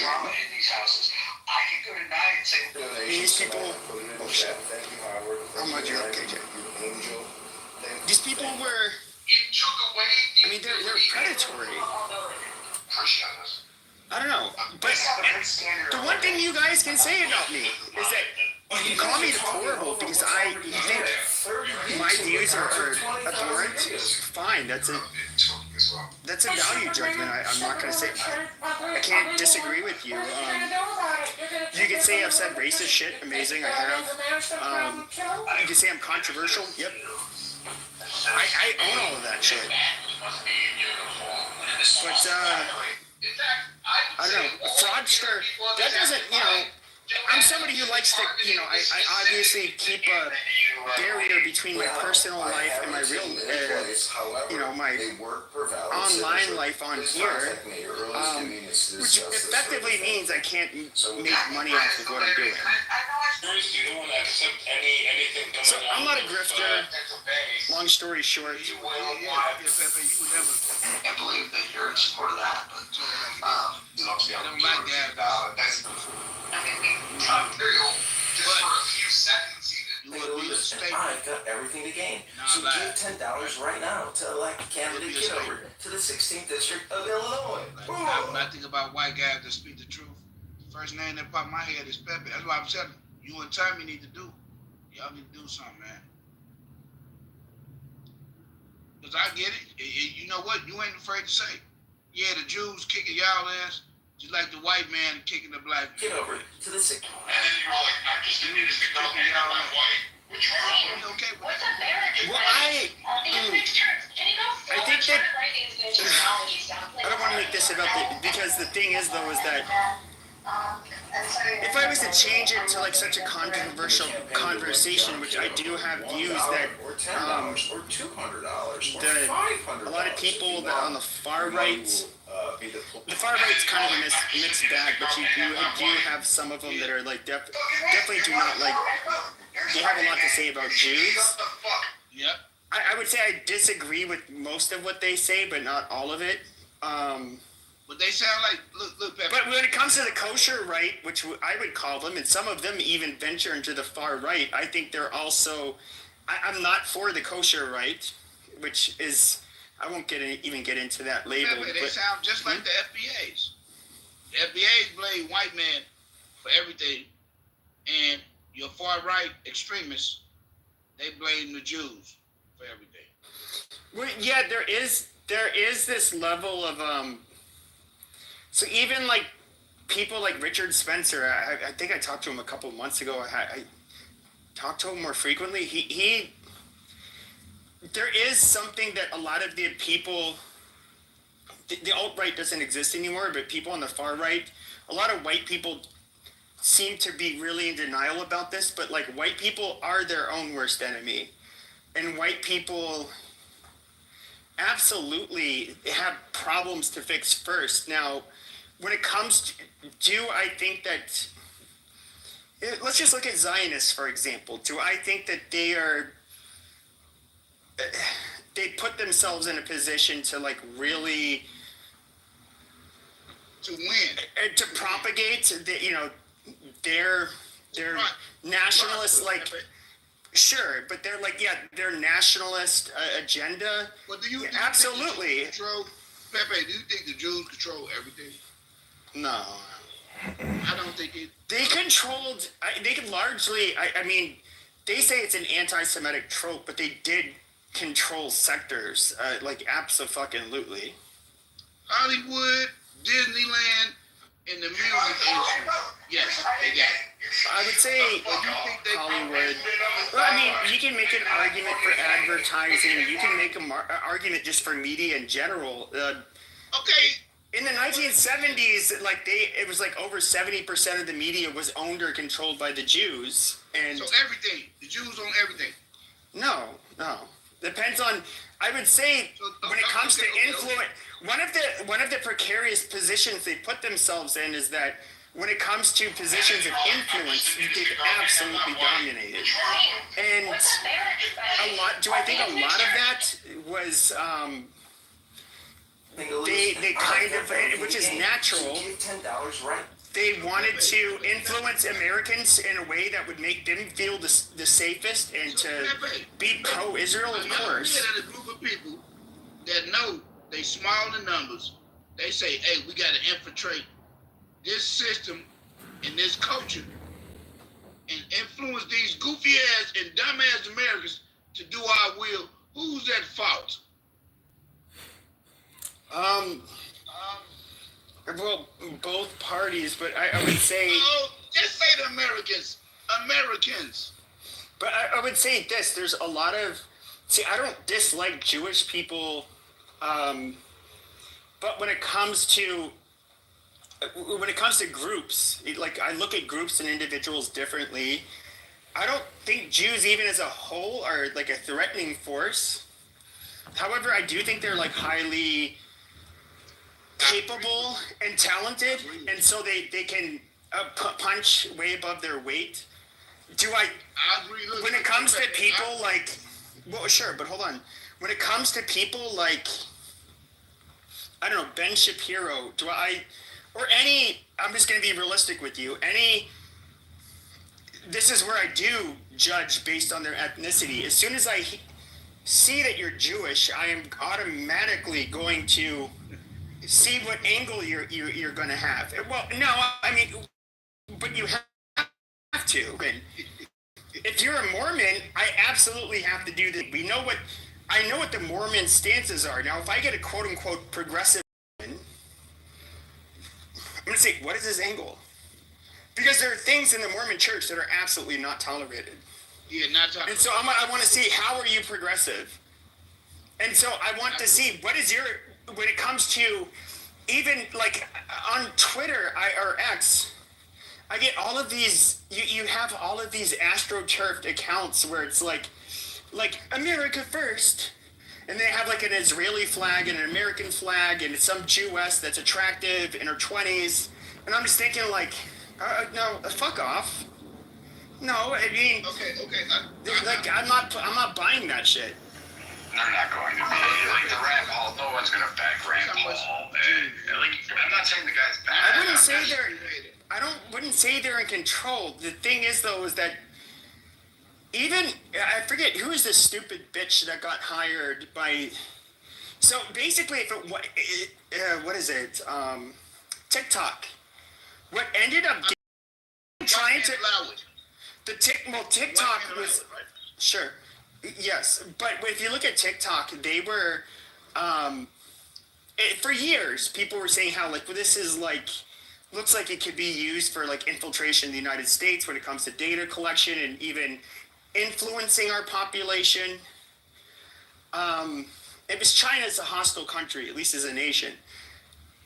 Okay, years are talking about this, but you know, Mitt Romney, others, and by the way, that legislation that was passed by both houses was actually written by a group of Jews, and they were prominent Jews. Yeah, that got TikTok banned, and they ended up. The reason why is because they could not control the narrative on TikTok. Now, if the thing you have to understand is that Palestinian side that you see, they are heavily the amount of foreign propaganda that goes into it is fucking insane. I mean, you can't believe anything that comes out of the pro-Palestine side. Like, they are the biggest fucking liars, and they're like, well, why don't you believe me? Why don't you believe this story? Because you guys I mean, you cry wolf. And if I find it false 8 out of 10 times, Why the fuck am I going to believe this one might be one of the true ones? My feelings when they said the babies were being killed, and then found out the babies weren't being killed. That hurt my feelings. But there were babies killed. Really? Mm-hmm. I didn't know that. Look, so I'll tell you this. There's footage that's available to the public that show dead babies. Now, what you didn't get to see... Well, hold on a second. What you didn't get to see, and I do know one person that actually saw the footage, who's in Canada. It basically, certain government officials, different media organizations, they could view a much more graphic and disgusting version that nobody wanted it to be released to the public because of just how graphic, and it is absolutely horrifying, from what I've heard. So wait a minute. But you see you literally see the half dead people still alive, the children screaming and crying, and even John Spencer, who he was somebody who has a lot of experience in warfare. He's considered an expert in urban warfare. He was saying how what was very odd about it is that you saw these children screaming and crying that were very injured. Their relatives were dead, and they were just like smiling, laughing, going on business as usual, which he found very odd. You have to understand, he's a person who saw this in real life. He's a person who's gauging the behavior based on like what he's seen with the professional military.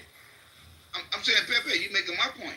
I'm saying Gaza should be going through what they're going through. I'm saying Israel is going too far. That may be the case. But we don't know the real numbers when it comes to Gaza. Pepe, don't you find it weird that the so-called baby or babies that have been killed, 40 decapitated babies and one in the oven, yet we haven't seen a single picture of any of those decapitated babies, and the baby that was... Why would you want to see that? They don't release that shit to the public. Hold on, let me finish. Then the baby that allegedly was put into the oven, and they also turned the oven on, right? So they burned the baby. It turned out to be a puppy. There was an AI picture. It turned out to be a small dog sitting in its basket. Turned out to be AI picture. All right, I don't know where this came from. This is 100%. I have to look at it. I have to look at it to verify that it's a quote-unquote 100% facts. And I'm just like, this is why I didn't want to go down this road. Like, I know normally I like having these conversations more. Pepe, respectfully, we're almost 23 months in since October the 7th, and you still have to look into something that sort of everybody that has done like 59 seconds of research knows. There were no decapitated babies. There was no baby in the oven. But then you're screaming from the top of your lungs like, yeah, they killed babies. They did. There was one. There was definitely a baby they killed. That one was available to the public. Okay, hold on. How many, Chino, 1 second. How many babies or minors then I should say, right? I don't know. I don't know. Let me ask you the question. How many children, minors, babies included, have been killed since the 14th of May, 1948, all the way to the 6th of October, 2023? No idea. Okay, tens of thousands. One baby, one baby is too much, sir. How about that? One baby being killed by fucking bombs is too much, sir. It's too much. One baby. I don't give a fuck if it was 3 babies. No baby should be killed by bombs. What the fuck are you talking about? I live in America, sir. In America, we don't have to do that shit. Okay? I agree. I agree, but guys, I don't want to talk about like Jews and Israel and like whatever shit. Like, I understand a lot of, I'm somebody people consider a Zionist. I believe Israel should exist and they have the right to defend themselves. Like, I definitely think that when it comes to human rights abuses or human rights in general, they are you know, and here's the weird thing is people will say it's anti-Semitic to bitch about Israel. No, it's not. I'm sorry. But when we have wars in America, you have anti-war protesters everywhere.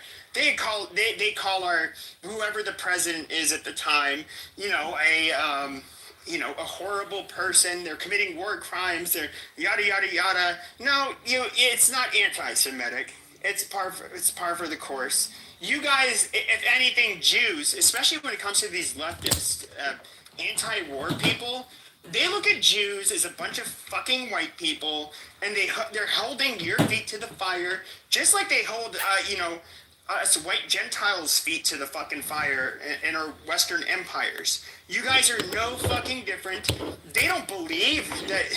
They don't buy any of your rhetoric, and I do think a lot of the pro-Zionist rhetoric is absolute garbage, and I've like pushed back against it, and people at first are like, "Oh my God, are you an anti-Semite?" No, like I don't believe in the shit that was being said under George Bush. We're spreading freedom and democracy, and fuck off.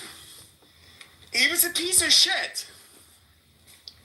Why? I mean, was that anti-American for me to go against what Bush said? You know, even if you look at the veterans of the global war on terror, it's incredibly unpopular. Like, so much of it was unnecessary. Go into Afghanistan, take out the Taliban, Al Qaeda, kill or capture, Osama bin Laden. Iraq, there's no